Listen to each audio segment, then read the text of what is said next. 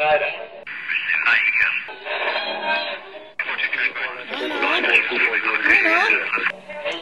is that you?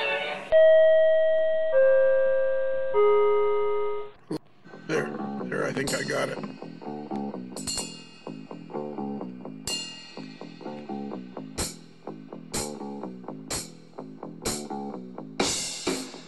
Hey, Tom. Yes, sir. Tom. Yes. Tom? Yes! Is this the first podcast since the last podcast? Let me do some quick ciphering. All right. Square root of pi, 8 goes into the 3. Yes, it is. It's the last one since it's the first one since the last one. Perfect. I'm sorry, Bruce, he stepped all over you there. I That's all right. He got some gazintas in there, which is always good. Yeah, some gazintas. So long as you get some gazintas. Hey, guess what? What? Guess who we're going to talk to tonight? I don't know. We're going to talk to the guy that designed the cross line. Really? Yes. Okay. The one and only Bob Sprague of Bob's Track Plans. All right. So we can blame him. Yeah, let's blame him. Yeah, let's blame him and see what kind of a progress report he gives you and stuff like that. Bruce, do you remember Bob?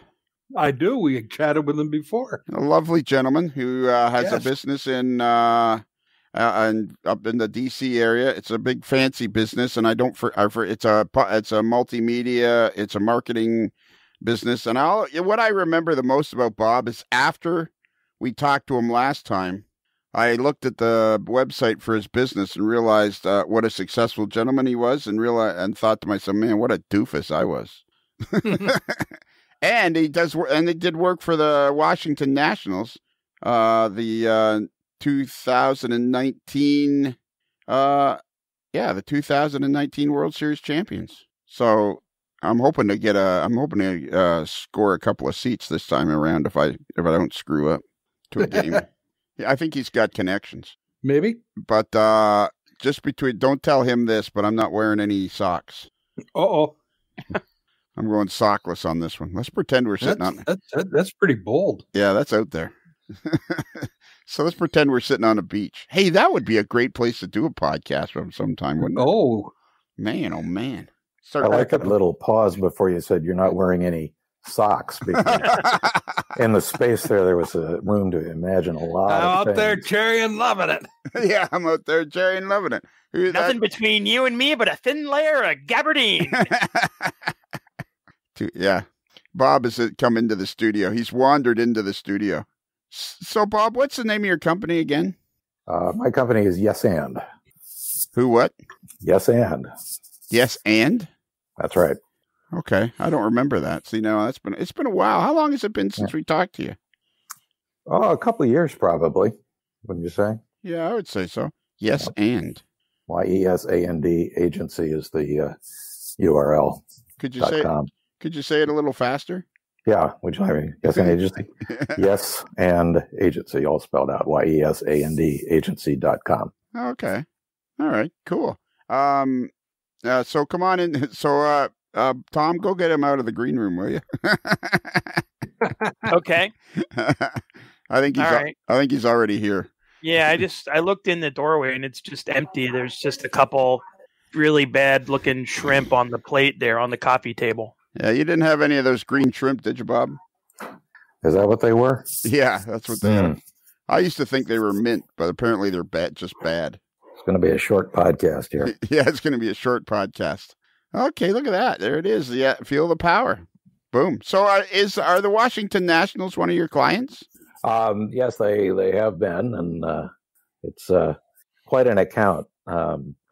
People think it's glamorous, and then you realize that you're dealing with a bunch of 21-year-olds that have more money than you will ever have, and trying to get them to behave sometimes, and it's not easy. So what do you do, like interviews and stuff with them, video and that kind of stuff? We did their charity gala. We produced it, and part of the gala, if you can imagine, is having all the players line up backstage and then sending them out one at a time as they get introduced. And they don't behave very well. And I had a fellow who works for me who described it as he had to get his daddy voice in, and he'd be like, "Bryce, leave that alone. Don't touch that." Yeah, and he's our problem now. Yeah. That's right. Yeah. Funny how when he left, the team won like crazy. That's things that make you go, So, any chance you can get me a couple of seats in the dugout for next season, if there ever is one? Yeah, I was going to say I'd get them for you right now, but it wouldn't do you much good. It'd be fun to sit in the dugout, though. You can go sit there, watch the pigeons sit on the field. Yeah. So that must be. Yeah, so you've been in this business. We won't go into the whole story again, but you've been in this marketing, digital video business for a long, long time, haven't you? Yeah, we counted as 35 years this summer, actually. So it's been a while. It's been a lot of change. Yeah, I'll bet. I mean, you guys have been doing this before the advent of the smartphone and before the advent of really even easily accessible. I guess you guys started around the time of easily accessible video for the common man, and away you went, kind of thing. Well, I think this was long before internet. To speak of. I remember that one of our customers was MCI back in the day, and they had this newfangled thing called MCI Mail, which was sort of a precursor to email. And they were all wild about it. And we'd get the emails in, print them out, of course, and distribute them around the office. But who knew? Yeah, who knew? That's pretty much it in a nutshell. And now here you are on one of the most popular podcasts. Well, I'm going to say, you know what, Tom and Bruce, I'm going to say the most popular podcast in model railroading. There you go. Maybe one of the most popular podcasts in the world, but certainly in model railroading, it ranks right up there. So I guess you've kind of reached the pinnacle of your career at this point, eh, Bob? All downhill from here. Okay, so Tom, to refresh everybody's mind, Bob is the fellow that designed the layout plan for your cross-line railroad, which is in a 20 by 36 foot building, which on the inside dimensions is roughly 18 and a half feet by 34 and a half feet. That is correct on all counts. And it's 2 floors with 3 or 4 steps going up to the second floor. Mm-hmm. And so you somehow, a long time ago, how long has the barn been up now? The barn first went up in the summer of 2012, so it's just about 8 years. And did you contact Bob before or after the barn was built? After. And you guys decided to hammer out a track plan, and Bob charged you $3,000. Bob actually charged me nothing. Yeah, I don't think. I still actually owe Bob a beer. That's right. That was my not to be negotiated price, Tom. Yeah, I know. I should probably be put into collections and have to pay you a whole 6-pack. Yeah, exactly. Yeah, I agree with that. And is that pretty much the way it still is, Bob? No, actually, I started. I turned pro about 2 years ago, and I've been charging people. And part of the reason was that I had this very, very long queue of projects to do, and I was disappointing people and who had to wait for a year and a half or so to get me to look at theirs, because it is and still is an avocation. It's not something I can squeeze out that many hours per week to do. So I sort of had to limit my intake. Right. And so if you were doing, do you mind if we ask you if you were doing Tom's design now, roughly what it might cost? Oh my God. It'd be at least a 12-pack, I think. I'll take that as a maybe. So how about this for an attack? For somebody that's thinking of contacting you to have a plan done, how do you determine how much that might cost them? I have a very scientific formula, which is, it's not very secret, but no one else can figure out what it is. But basically, what I figured out was that I charge by the square. And if you remember, John Armstrong devised this measurement called a square for track planning, which is minimum radius plus 2 times the center spacing between parallel tracks. So in HO, for example, if your minimum radius is 30 inches and the space between 2 tracks is 2 inches, the square is going to be 34 inches on the side. And the reason I charge on that basis is that it makes up for how complicated a plan is in any particular space, or the difference between scales, because a square and N scale might be 17 inches, but you're going to fit a lot more railroad into a square foot in N scale than you do in HO, and then a lot less in O scale than you do in HO. So I basically charge a base fee of $400 for anything, and then $10 per square on top of that. Okay. Bruce and Tom, help me. I thought a square was like 12 by 12. Am I missing? Depends on your radius. Okay. If you go back to the John Armstrong, the great late John Armstrong, the dean of track planning, he came up with a square, and it's based on your radius plus some space to give you clearance off the sides, and then save your squares works out to be 20 inches. Then you can lay out your room in 20-inch squares and know that each square can contain a quarter of a complete curve, and so on. And as he called it, doodling by the squares. Oh, okay. So a curve, where a 36-inch radius curve works out to a certain amount, and a 180-degree turn would be 4 squares. So therefore, that's how you come up with the size of the square. Yep. The formula is actually S equals R plus 2C, where R is the minimum mainline radius and C is the track spanner spacing for radius R, on page 50 of John Armstrong's Track Planning for Realistic Operation, which I happen to have right here. Wow. Which version? 1, 2, or 3? Yeah. This is apparently the 7th printing of the 2nd edition. Oh, there you go. Okay. All right. So that makes some amount of sense. And do you have pricing anywhere on the website, or you just, when people contact you, you explain it to them like you did to us? I usually do that because I think it's the bottom line that matters more than how I got there. Right. And so has it helped in slowing down the demand for track plans? Yeah, it's been remarkably consistent. I seem to, about the time I finish one, I'll have 1 or 2 in the door, but never very many more than that. So I can usually get a plan done in a month or 2, and that seems to be okay for most people. Right. And it must seem pretty rewarding that people are willing to pay for it and have you do it. Yeah, it is. It is amazing too, but rewarding.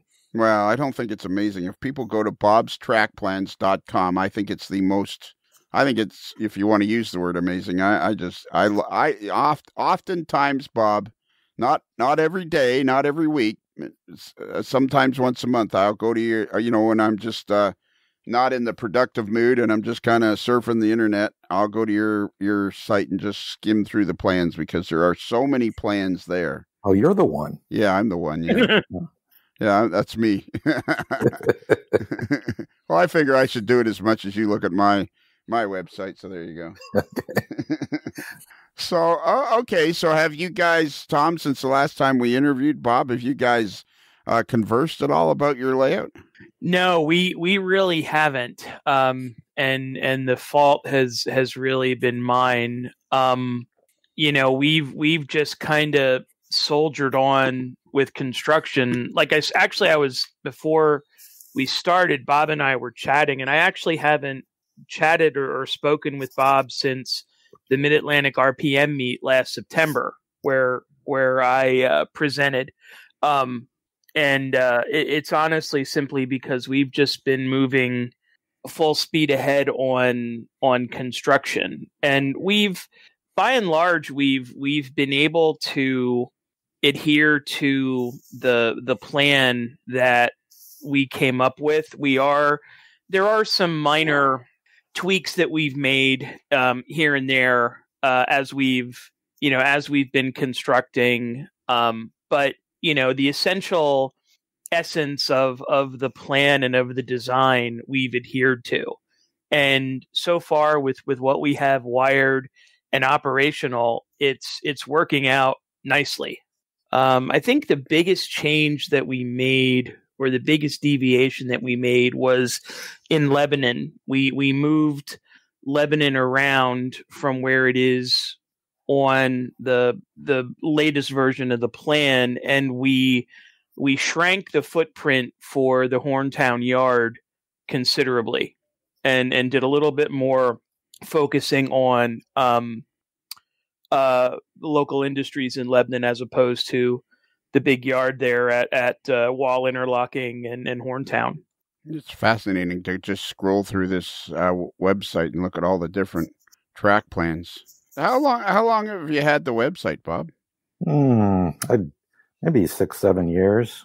Okay, and you just and then you eventually put up all your plans on the web, and you're happy to have your plans out there. People can scroll through them, make a PDF of whatever's there. Yeah, I figure once it's done, why not? And maybe someday somebody will actually build one of them. But I'll tell you, one of the plans you will not find on the site is Tom Jacobs' cross line, because he never let me finish it. Why did he just started building, and I keep hoping it's going to work out on the other end. But seriously, I mean, I think any plan is meant to be, a place to start, and you get in there and you start seeing things in full scale, and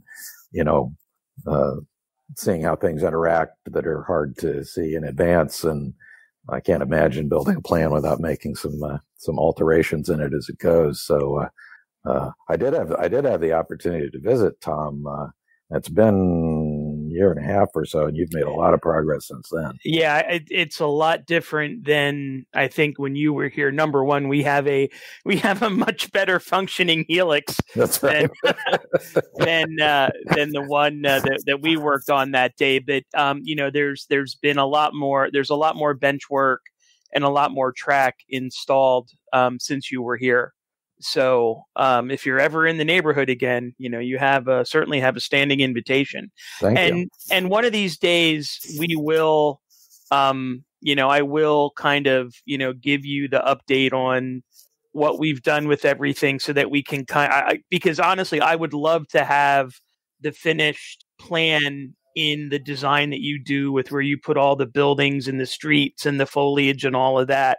I would love to have a finished final plan like that someday when we get to that point. So yeah, well, I'd kind of like to have it too. Well, we will definitely do that. I think some of the fun though, and when Tom and I started collaborating, we both are really into prototype accuracy. I mean, he knows that line foot by foot, and I get a kick of within the bounds of reality, which is, you've got to fit it into a room and a barn, in Tom's case, trying to get things that really capture the feel of the prototype. And we went through a number of preliminary attempts to fit the main line into the barn. And it either was, it just wasn't long enough to really represent what Tom wanted to do, or, just didn't feel right somehow.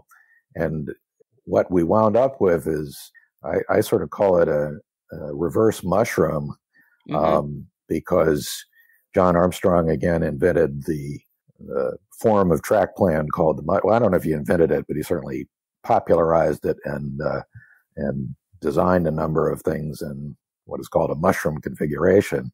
And generally in a mushroom, you've got a floor level aisle that runs around the outside, and then in the middle you've got a peninsula that has a raised floor inside the peninsula to give you two levels that you're looking at from different directions. Well, Tom's is reversed.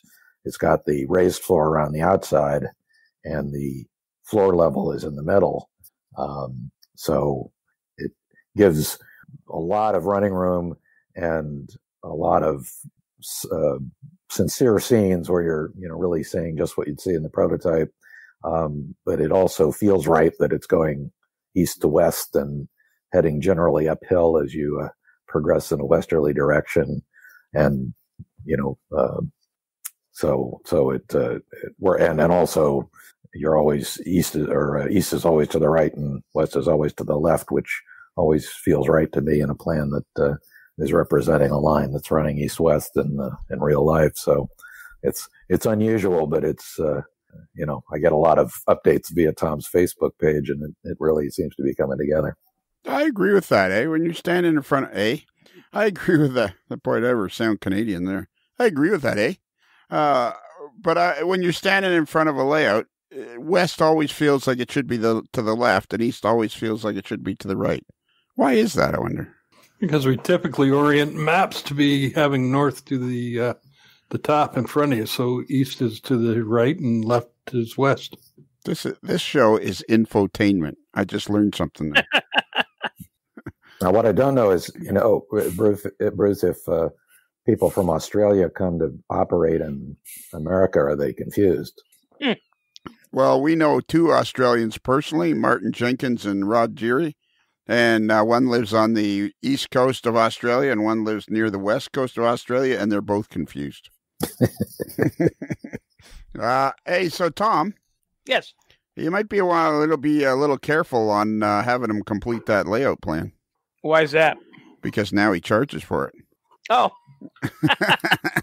Of course he wants to finish it. He wants That's his money. True. I've just been calculating here. And got 3 levels. Oh, my God, I wonder how. Well, no, wait. Now let me ask you this: Yeah. Does each level have its own square, or is the square however many levels you can pack into that? Because if each level, if we calculate the number of squares for each level, I'll have to take out another mortgage to pay the design fee. Or you could just drive a beer truck to my house. Right? Yeah. Yeah, there you go. Or better yet, like the train. What was it Coors Light that had the train or something that came through and froze everything? Oh yeah, the Silver Bullet train. Yeah, Yep. right. And what kind of beer truck would that be? Any idea, Bob? Well, actually, the funny thing is I don't drink very much beer, but if I did, it would probably be something dark. Like I used to like McEwen's Ale quite a bit. Okay. And you don't drink beer now as much because of a health issue, or just It makes me fat really fast. Yeah, that's why I drink cider, because it doesn't make me as fat. Yeah, that's what I keep telling myself anyways. So far, I'm fairly convinced. Okay, Tom, so give us a question here. Bob is one of these guys that's just like an endless fountain of information, and you kind of don't. I've been looking at these track plans, and I mean, man, I just drool over all these track plans. I don't know why. They're just done so well and colorful. They're colorful, too. You feel like if you're a model railroader, you feel like you just want to step right into them. Like I'm looking at Timothy Petch's BNSF Northwestern Pack Division. Yeah, it was put up here December 14th, 2019. And it's just absolutely beautiful. Thank you. That's very nice. Yeah, it's great. And then you can download the PDF and have at it. So, I mean, people could take any number of these plans and eventually construct something that they could use themselves. Or if they choose and they want something completely unique, they can contact you and they can have you do it specifically for them. And I was thinking maybe if you were drooling, maybe that's why the internet wasn't working too well when we started out. It shorted out your keyboard or something. I felt like such a doofus after I talked to you last time. Actually, I still feel like a doofus. So I'm scrolling through here, Bob. I didn't know you worked with Mark Nolan. Yes, I did. And that seemed to go well. No, I remember the name very well. I'm trying to remember the plan. But... He's a Lehigh Valley modeler. Okay. And he's building his layout is probably honestly even bigger than mine. Really? Yeah. He's an attorney down in Nashville, and I met him several years ago. He came up to Pennsylvania for an operations weekend, and I met him when he was a guest operator on Jim Herzog's layout. And we just started corresponding, and he's got a Facebook page, but he's building his layout in the basement of his house, and it is a massive Lehigh Valley layout in the the greater Allentown, Bethlehem area. So that was a big area where the Lehigh Valley and the Reading and the central New Jersey and the Lehigh and Hudson River, they all converged in the Allentown, Bethlehem, Easton area. So we corresponded for a while.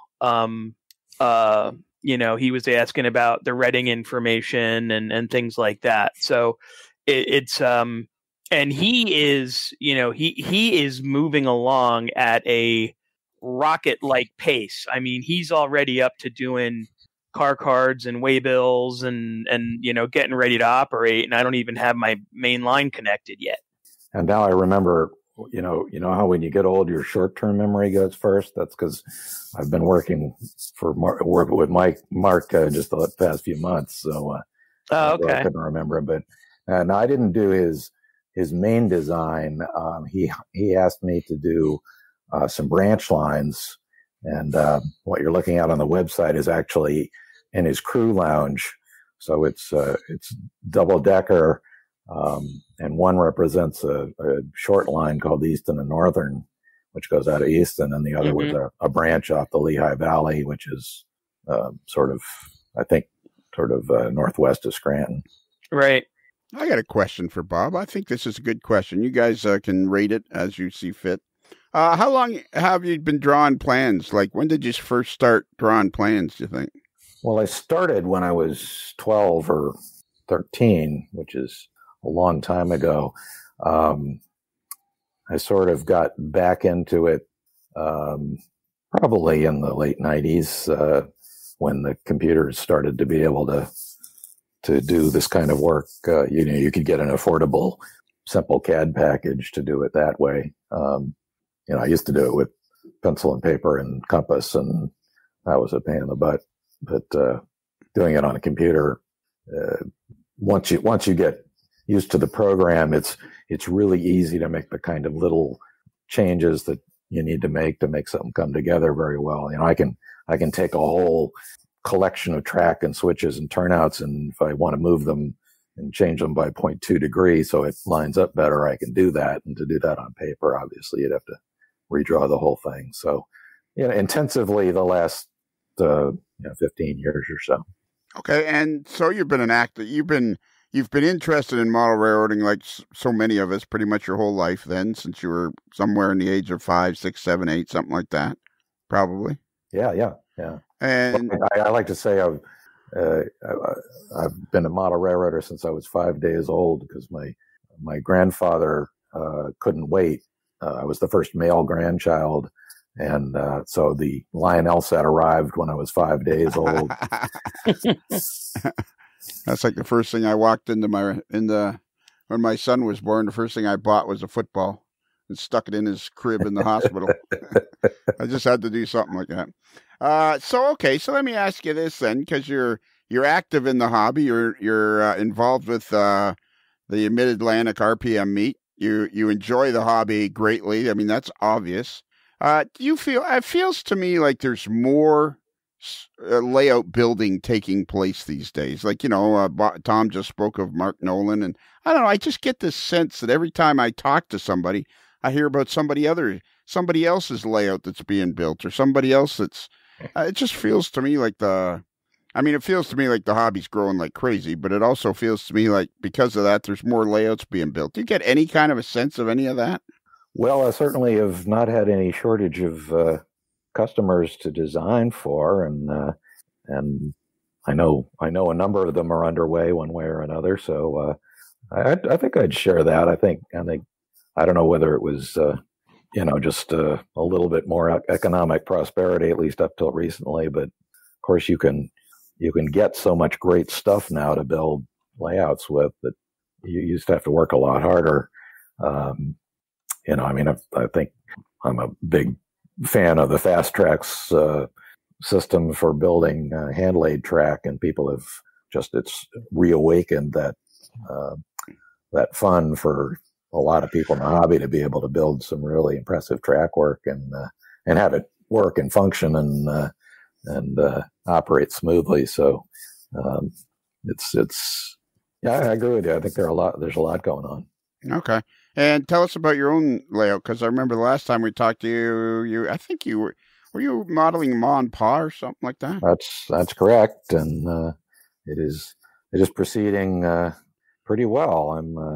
I have it's a 3-deck thing, since I don't charge myself, and I've I'm kind of building it in sort of an unusual way, which is that I've built a lot of all 3 decks and haven't connected them with anything yet. So I'm hoping it's going to work once I do, but it's coming along. So it's kind of like the Hoosac Tunnel. Eventually, you're going to have to join it all together. That's right. And is there anywhere on the internet or on your website where people can see something about that? There's not much, because I'm not much of a photographer. I mean, there's a photo on the homepage, and right. There's a link for my layout, which has a few shots in the track plan, but not very far along. Haven't taken any pictures or posted any pictures recently. Oh yeah, okay. There's a bunch of pictures. Okay, yeah, so that's fun, and then you've been working away at that and having fun with that. Yeah, lots of fun. So what's happening with Mid-Atlantic RPM? When was the last one of those? Last September. Okay. It's always been in September, and had a really nice meet last year. And Tom and I were talking before we got on about, September's a long time from now, but it's hard to know right now whether we'll be traveling and meeting in large groups. So as of now, it's on. Yeah. Yeah, we're recording this on April the 20th. Is today April the 20th, guys? Yes. All right. Yes, it is. You guys didn't tell Bob that I'm not wearing socks, I hope. I did not. All right, thanks. Okay, so what is I feel like the RPM meets just continue to grow and grow and grow. Like, it just seems like it's the right formula for so many people. It certainly has been for me. I mean, they do tend to attract people who've been in the hobby for a long time and who are into detail and obviously prototype fidelity. And so I always learn something. I haven't been to a whole lot of them, but I've really enjoyed the ones I've gone to. And the group of guys that come to MARPM are just very friendly, very generous, I won't say no egos, but relatively little ego, and happy to share their techniques and their enjoyment with what they're doing. And you learn so much by just sitting and watching somebody do some weathering or work on a car or something like that. So yeah, it's a great format. It is, and MARPM is held in the D.C. area, the Washington D.C. area. Yeah, it's we moved it. It had been in Fredericksburg, Virginia, and then 2 years ago we moved it to the town is Linthicum, but it's right next to Baltimore Washington International Airport, which is not quite halfway between Baltimore and Washington. So it's right off of 95, but it's not. You're not paying Washington, D.C. hotel prices, and so it's affordable. And it was pretty, I think, more accessible to folks from New Jersey and Pennsylvania. So we lost a few from North Carolina and Southern Virginia, but we picked up, I think, a good crowd that was coming down from the north. And Baltimore Washington International Airport is the airport code's BWI. We know somebody that works out of there, don't we, boys? We do. Yeah, the official flight attendant of the AML network works out of there. That's her home port. Oh, really? Yeah. You've probably seen her wandering the streets. So, man, I just don't know which way to turn. You guys got to help me ask. No, you're in this one all on your own, pal. No way. It's just like there's so much. Like, I'll pick one little thing and concentrate on it. All right. How about 3D designs? How long you been doing that? I see that on your 3D designs plans pages too. People have got to go to this bobstrackplans.com. I'm telling you, you go there. It's like a secret on the internet, because these plans are, man, I don't know how to say this, but these plans are all magazine quality. They're all well done. There's plenty to see. There's plenty of ideas. I mean, And I don't think Bob would mind if you took a whole bunch of pieces from a whole bunch of different plans and made your own. I think he would. I get the sense that you'd be just as happy if people accomplish something using your plans that way. I would be thrilled, and all it takes is a little bit of affirmation. Just send me a note and say, Bob, thanks about that plan. It was pretty good. Right? Yeah, I'll be fine. Yeah, people just want to. Yeah, you'd be like to know what people are doing. Exactly. So, all right. So, how did you get into the 3D design? Well, I needed a part, and this was before my mom and pa. I was doing a chessy themed layout, sort of 80s, early 80s vintage, and I was putting together these warehouses that had a particular kind of skylight on them, which is, they're pretty visible when you're looking at it from the aisle. And I went, onto the internet and looked everywhere I could find to see some kind of skylight that would look like that, and nothing did. And I said, maybe I could just design it and get it printed out at Shapeways, and it came out pretty nice, and it was kind of addicting. So, some of the skills I taught myself in track planning translate reasonably well to 3D design too, and so I've done a lot of different parts there as well. A lot of them for myself. My piece de resistance was, and I'll never do this again for a variety of reasons, but there was a station on the Mont Pa at a place called Woodbrook, which is in the city of Baltimore, and I designed the whole station as a single print and had it printed out at Shapeways, and it came out real nice. We talked about how much it would take for me to finish Tom's plan. That's about how much I spent at Shapeways to get this printed out. But that's the challenge with Shapeways, is that they charge based on volume. Yeah, and they go by the external measurements. Because I've had not to the level of doing a whole depot, but I've drawn up some small, like, maintenance away structures and things that the Reading had. Yeah. And I did the same thing. I worked from blueprints and everything, and when I submitted them to be printed, it was like, oh no, I'm not. I'm sorry, I'm not paying $150 for a small maintenance away shed. So what I actually ended up doing was simply, basically exploding the building. I would print I would draw each wall as a separate piece and then print them out, and it dramatically cut the cost, because it was just flat pieces, and the actual volume was a lot less, and then it's easy enough to cement them together. Yeah, I think I'm going to do some experimenting. The other thing I thought might be real practical is to do the shell of the building in one of the cheaper technologies, and size the openings for Tichy windows, which are finer in detail than you can get and with a lot of the cheaper opportunities or printing methods at Shapeways, as far in my experience. And you could do the shell of the building, like you say, explode it, print it flat, and put it together, but you could still get some pretty complicated angles and things that you wouldn't have to figure out and cut out a cardstock. Yeah.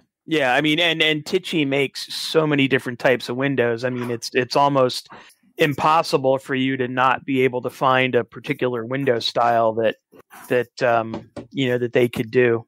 And also, I will try you there, but but the other thing, I mean, 3D printing itself, the cost of entry into that has dropped so dramatically. Yeah. You can get an any cubic photon now for about $250, and so if you can't find a Tichy window, you can very easily get to, print your own if you really need to. You're just limited by the size of the little resin vat.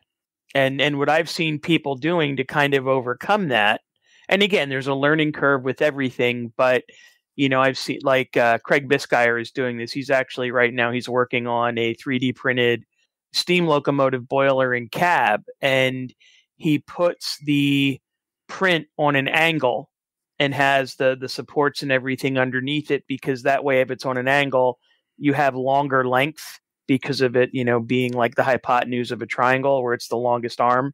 So, there's a lot of ways you can overcome the limitations of things.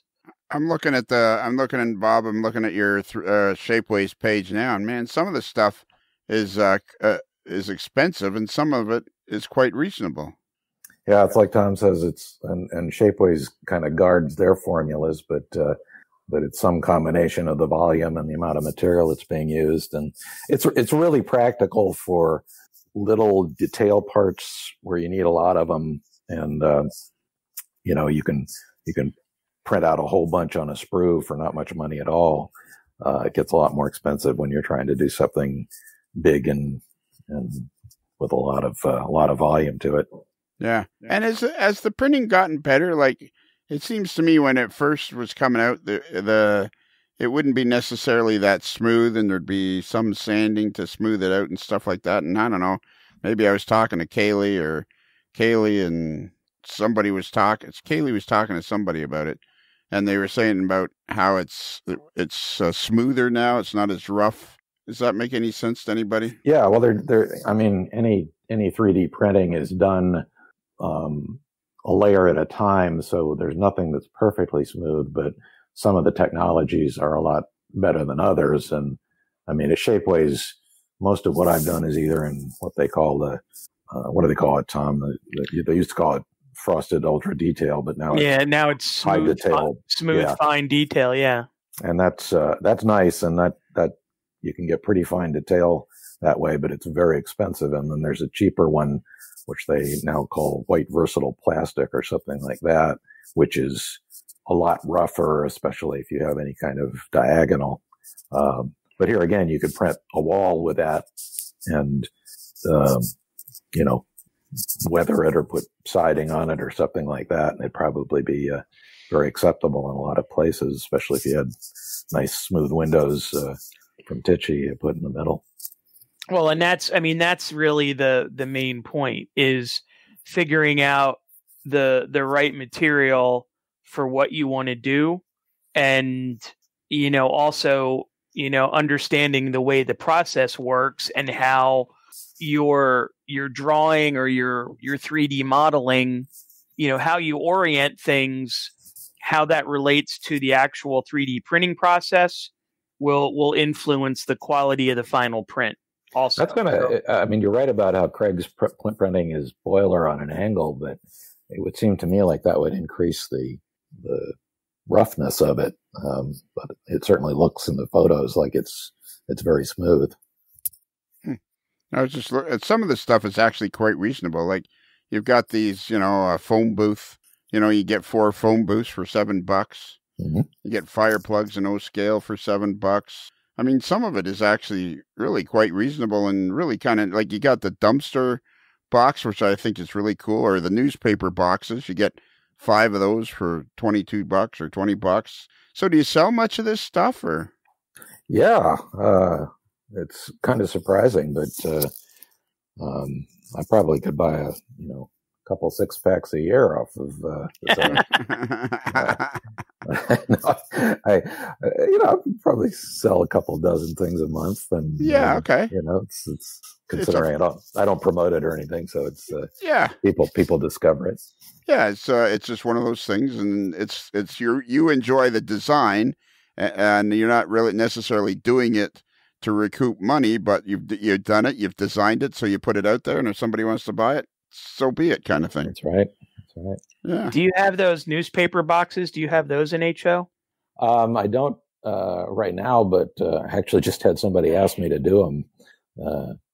Somebody is modeling Iri Lackawanna and has a New York street scene and wants a bunch of the traffic lights, and I did some fairly elaborate traffic lights in O scale for a guy who was doing a very detailed model of a section of the L, and he had these traffic lights and very specific details about how he wanted everything. And this guy's asked for him in HO, and he wrote in, he said, "Can I put LEDs in the lights in HO?" And I say, "You can try."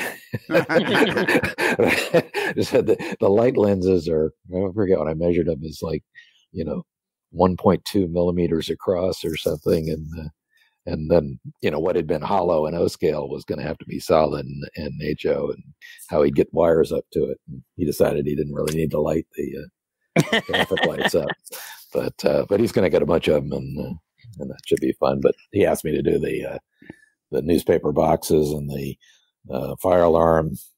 Do you see the fire alarm there? I'm kind of proud of that one. It's kind of I've been looking New York City thing. It's I've been looking at them all, and they're really neat. It's a lot of some, like I'm, like I've been looking at the HO scale cable reels, and the dumpster is the one that catches my eye, because I think it's very reasonably priced. It's $10, and I mean, it's just not something you see very often, and it would make a great detail in any industrial scene. I mean, you just have a bunch of them scattered around, would just bring the scene to life. And the traffic lights are spectacular as far as I'm concerned. I feel like I should buy one just for having it. You know how you go into a hobby store? When we went to Displains Hobbies, Bruce, in Chicago last summer. Yes. I bought had absolutely no use for them, but I bought these 54 Chevy pickups. I was looking at them. I thought, man, are they ever cool?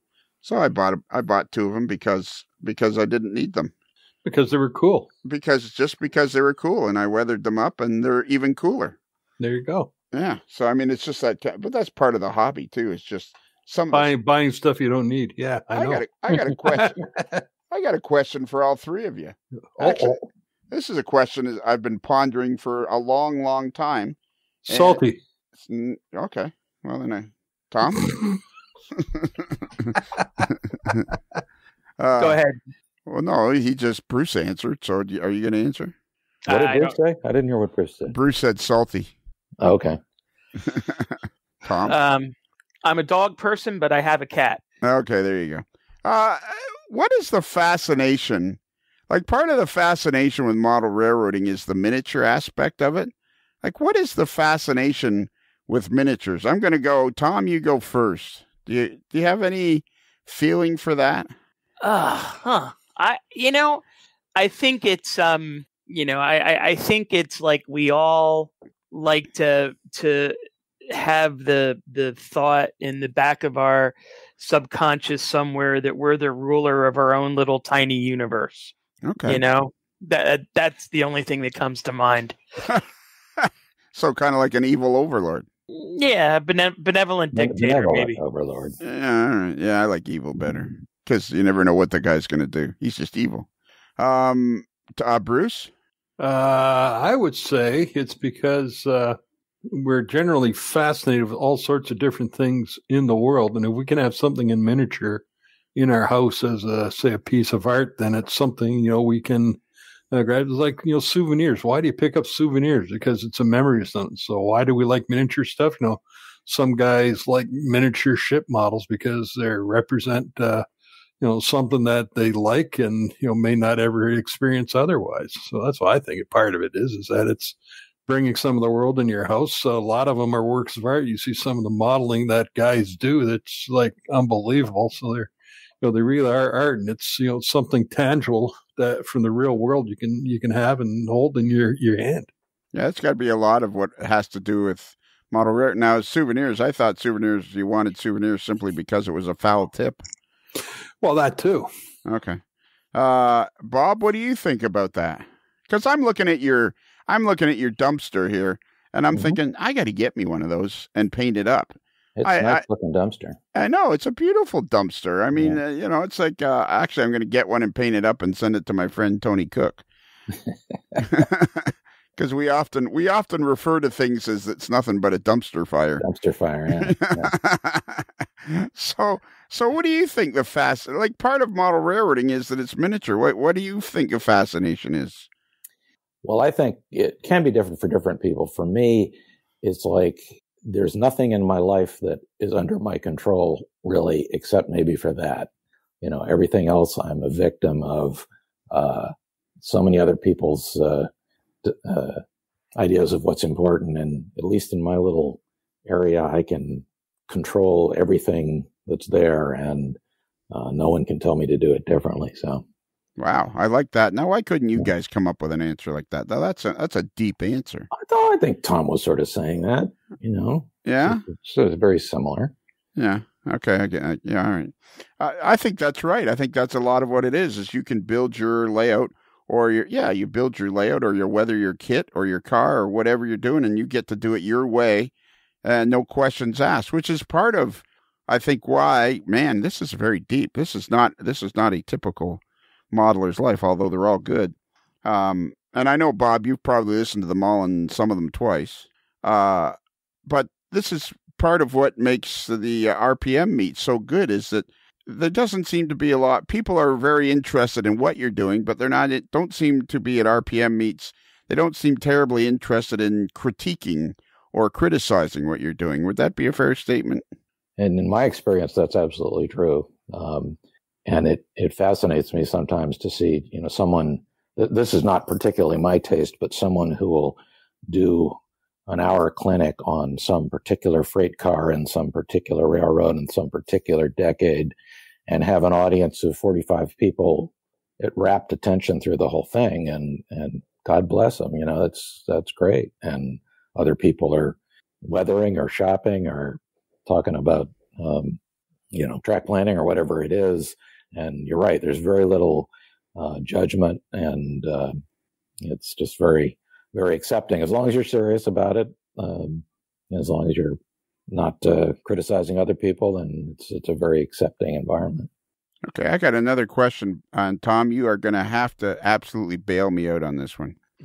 Okay. I'm not kidding now. Both you and Bruce are going to have to, when I get in too deep and I've made a complete mess of it, you've got to bail me out, okay? All right. So for those of you who don't know Bob is a very successful businessman, a very, very successful businessman. And one of the things that has always fascinated me about model railroading, and Bob, you can play one half of this equation.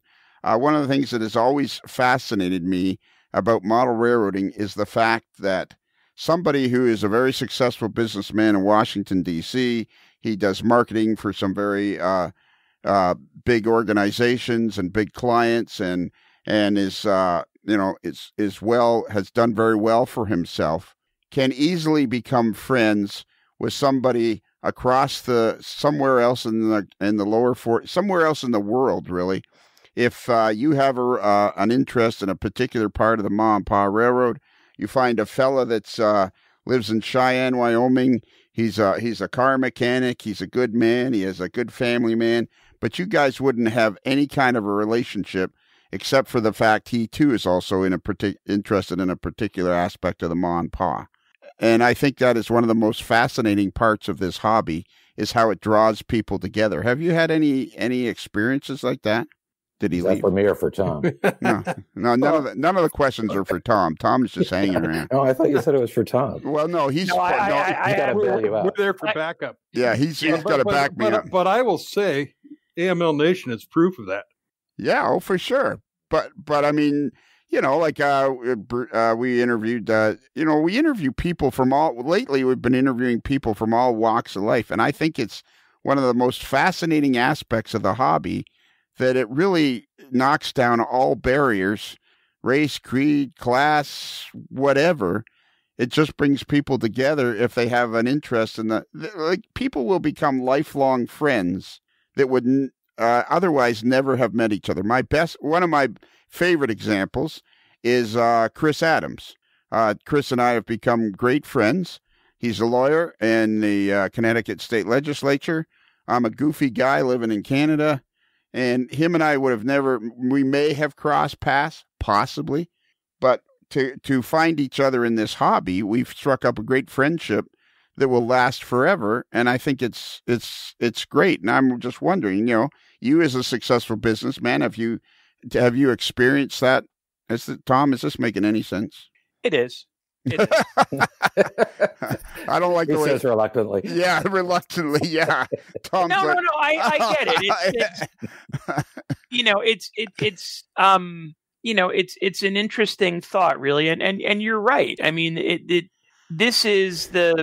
you're right. It's people from all walks of life, all backgrounds, all types of education levels, personal histories, whatever. The one thing that is the common thread that kind of ties us all together is our shared love for little trains. And I mean, I think it's really cool. And I mean, it's the same for all of us to some extent. I mean, if you think about, I'm in the insurance world. Kevin sells Harley Davidson boots. Bob's the CEO of a marketing and communications company. Bruce works with vertical turbine pumps. I mean, we're all coming at this from, dramatically different angles. And that's honestly, that's what makes it so cool. Yeah, like I guess Kevin's a good example because I feel like I'm very proud to know him and have him and be able to call him a friend because he's a hardworking dude out there pounding the pavement, selling his boots all across the northern central part of the United States. And I feel like I'm proud to know him. And the way I met him was through this hobby. And I feel like Kevin has, my relationship with Kevin has improved my life, just like my relationship. Well, maybe not my relationship with you, but I'm sorry. I had to do that. I apologize. Of course, that's not what I mean. But you know what? I just feel like it's and I just wondered if Bob had that. Basically, I'm sucking up to him to see if I can get Washington Nationals tickets. Yeah, that's okay. That's okay. I don't know, Bob. Do you feel like? Do you understand what I'm asking? Yeah, absolutely. And I think and it's probably a principle of human life as much as anything. But yes, I know I've encountered all kinds of people and had great conversations with them. In many cases, I'm not sure I ever do figure out what they do for a living or where they live or certainly what their political views may be, at least until I go home and look at Facebook and go, oh my God. But you can encounter somebody and have a lot of fun and have a long conversation about trains or, for that matter, go into somebody's basement and spend a very happy Saturday operating with a bunch of people you've never met before. And when you really step back and look at it, it's a bunch of guys standing around and moving cars from one side of a basement to another side, which would be a lot easier to just pick up and pick it up and take it off the track and walk across the room and set it at the industry where it's supposed to go. But no, we're going through great pains to mimic the operations of a real railroad. And so on that basis, then you can have a lot of fun with guys and gals, of course, at this point from all walks of life. And it's, I think you're right. Cuts right across it. Yeah. All right. So you brought up Bruce. Did you feel like I covered that properly or what? Well, I think so. Yeah. And we've had this discussion before. You got guys like Rod Stewart, you guys, I'm going to say Red Green. It's not Red Green. Yeah, Ron said to say hi, by the way. Rick Green, and there's all sorts of people out there that are brought together by a fascination for trains. Sam Posey wrote a book about it. Playing with trains. About why are people fascinated with this stuff?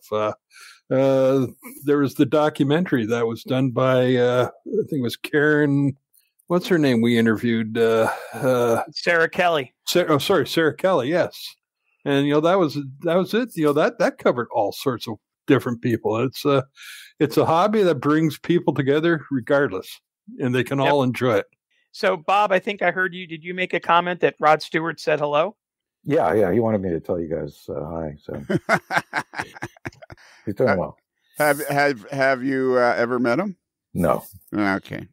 I met him actually because of the hobby. Yeah, it's and now I got to tell, I has absolutely nothing. I've got another avenue I want to go down with you, Bob, before we're done. But before we get to that, Bruce, you reminded me about Sam Posey, and then which reminded me of my Sam Posey story, which has absolutely nothing to do with this interview. But I love this story, and I haven't told it for a long time, so I'm telling it again. So we were. I was flying from Toronto to Florida on the plane. I was listening to one of the interviews. I was editing one of the interviews, and I was getting it ready. And on that interview, there was a discussion about Sam Posey, and I was telling the Sam Posey story of Model Railroader when Paul Newman came into his basement, and I was telling that story at great length. And I got off the plane, and I went to the car rental counter, and as I'm standing there, this lady wheels up a fella. He's sitting in his, and I hear the voice, and I turn, and it's Sam Posey. And it's like, I'm standing there, and I'm like, oh my God, I was just listening to myself tell the Sam Posey story, and I turn around, and there is Sam Posey right beside me. It was just like the coolest thing that ever happened to me. Well, one of the coolest things. Lots of cool things that happened to me, but it was very cool. All right, so that's my Sam Posey story. All right. So, Bob, tell us about the operating scene in the Washington D.C. area or that whole. So, how far when you're in Baltimore? How far do you live from Washington? Oh, it's 50 miles, I'd say, which does not speak to how long it can take you to get from place to place in rush hour and things like that, but. It's a very active operating area, and I've been fortunate to get connected with a couple of groups. One of the fellows who's made his home in this area, or did until recently, was Steve King, who was part of the triumvirate with Tony Custer and Alan McClelland.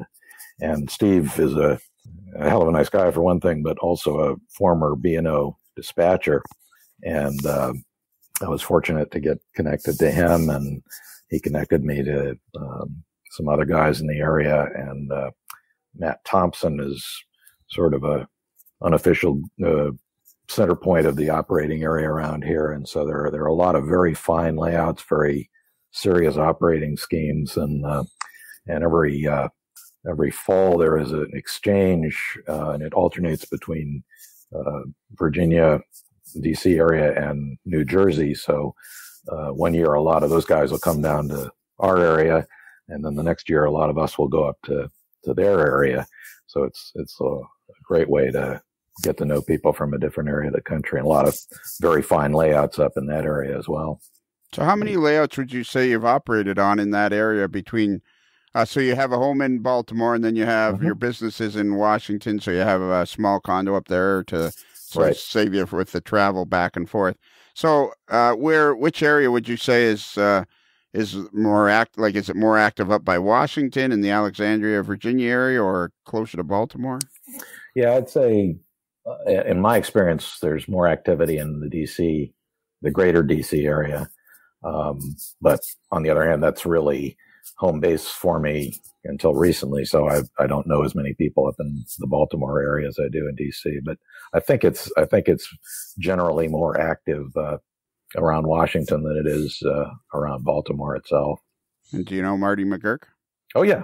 Know Marty well. How's his layout? Have you seen his layout any time? I haven't seen the new one. I operated on the old one a couple of times, and actually was doing some designs for him as he was going back and forth about various modifications and expansions to what he had there. And then he moved and has started over with something brand new, which I have not seen yet. Okay. Next time you see him, tell him I said, hey.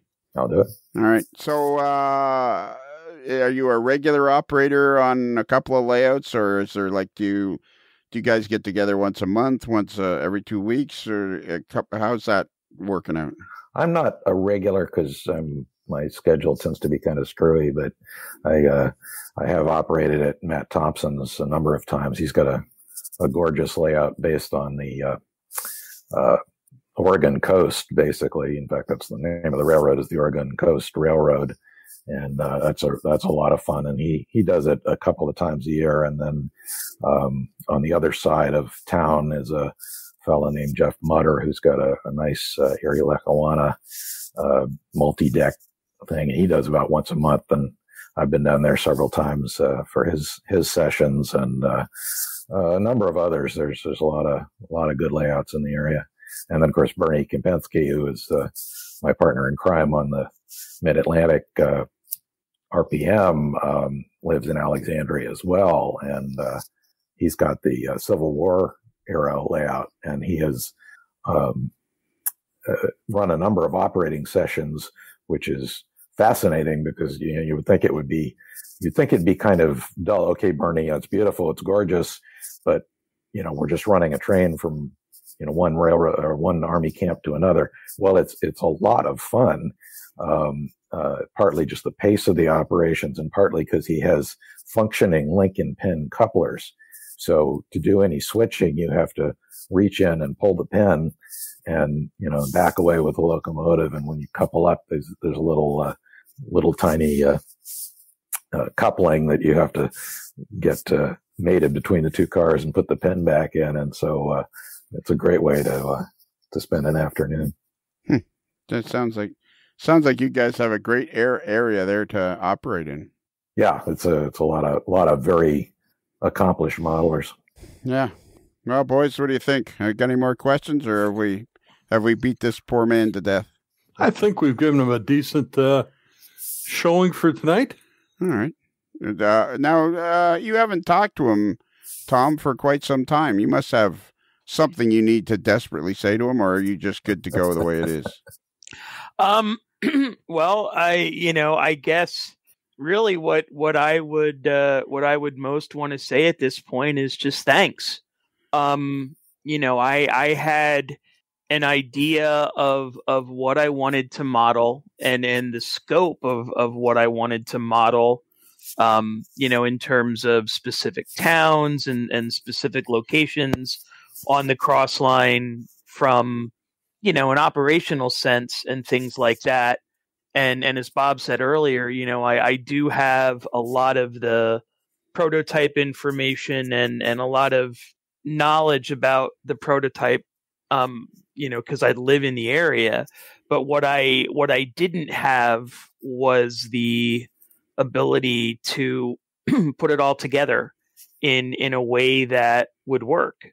And so, that's what was most helpful and was most beneficial from the process of working with Bob, is that he had a bit of an outside perspective, where he could take the drawing of the room and the different things that I wanted to incorporate and the different pictures and track layouts and things that I wanted to include, and he had enough objectivity around it that he could put it together into something workable.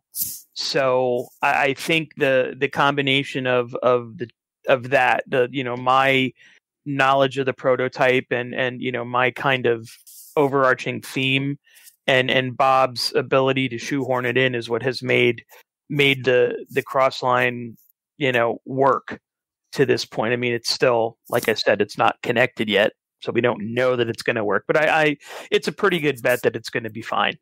So I just really just thank you. And as soon as the Golden Spike is driven, I'll have the beer truck back up. Well, a serious question, Tom. I mean, when's the first operating session? I mean, you're moving along. You must have sort of a window for when it's we operational. We were really moving along at a really good clip. We were getting together every Sunday. We were within a few weeks of connecting the layout. We haven't built Reading Yard yet, but we've got most of the Beltline trackage in, and we were within a couple weeks of having the Beltline connect in at both ends so that we could run from Allentown to Rutherford and back, and then COVID hit. So we haven't been available, we haven't been able to we haven't been able to get together in about a month and a half. So I have, and I honestly, I haven't been, my work has continued unabated because I can work from home. So I've been spending most of my hobby time building models for a trailer park scene. But I'd like to be operating in some form or fashion by the end of this year. Cool. And I think that's feasible. We might not have yard operations, but we can do something. That's pretty impressive, I think. Tom doesn't think he's moving fast enough, but I think he's moving for a size of what he's building. I think he's moving along at a great speed. How many people did you have at what do you call it, Marpham? Marpham. Yes. We had about 140 this year. Okay. So it's not as big as some, but it's a nice size. Is it steadily growing, do you think? It's grown a little bit every year. Like I said, we got a little bump when we moved up further north. I think, like I said, it was easier for folks from Pennsylvania, New Jersey to make it down there. So. Okay, cool. And you have clinics and all that stuff. Clinics, operating sessions, model displays, vendors, the usual stuff. But it's a nice mix of things to do. All right, cool. All right, boys, are we done? Have we asked them everything we need to ask them? Or can we turn the lamp off? Sounds like it. Did you guys? I think so. No, I think so. Yeah. All right, Bruce, can you give out our email address? Yes, our email address. Please send us emails, and Alana will explain the easy way to do it in just a moment. But our email address is modeler'slife, modelers with one L, modeler'slife@gmail.com. Yeah, and if you go to our website and scroll down not very far, if it's on your phone, it's really easy. It's like the second thing down. And you click on, there's a picture of Bruce, the moderately agitated mailboy, in a particularly agitated state. And if you click right there on his picture, it will automatically be able to send us an email. All you could do is put in the stuff you want to yell at us about, and hit send, and away it'll go. And what would our website be if they wanted to find it? Our website is amodelerslife.com. And if you go there, and the front page has been rebuilt because I accidentally erased the last one. Note to self, pay attention to what you're doing. So it's and you go in there, and if you go on there and you join the Patreon, there's also a Patreon. We have our free podcast on Mondays. And on Tuesdays, we have the Antics channel. Kaylee Zhang has named it the Antics channel. Do you know of Kaylee, Bob? Yes, I've met Kaylee a couple of times, so very impressed with what she's done. She's a very impressive young lady. And did you know that she single-handedly builds Pratt & Whitney turbine engines and then installs them on Airbus A320s? I did not know that. Yeah, single-handedly installs them. It's amazing. It's something... I've seen it once, and it just absolutely blows me away. She uses a scissor lift and bolts them in there. It's amazing. She puts in the rear bolt first, and then she puts in the two front bolts and wires it up, and away it goes. Modelerslife.com. So, Bob, right at the very end, like I say, I know you listen to all the podcasts and some of them twice, but if you don't remember, right at the end, you have to say, happy rails to you. Happy rails to you. Yeah, with gusto. That wasn't with gusto? Well, it's not time yet. Okay, I'm sorry. Yeah, just there's a certain time. We have believe it or not, we are like sort of organized. Yeah. Yeah. Ish. Organized-ish. Yeah, we're organized-ish, yeah. Well, Bob, as we close the barn doors on another episode of A Modeler's Life, and the sun slowly sets over the back 40, I guess there's nothing else left to do except for you to say... Now? No. I was close. A happy rails to you. Right. Yeah, okay. So I'll try again. Well, Bob, as we close the barn doors on another episode of A Modeler's Life, and the sun slowly sets over the back 40, I guess there's nothing else left to do except for you to say... Happy rails to you.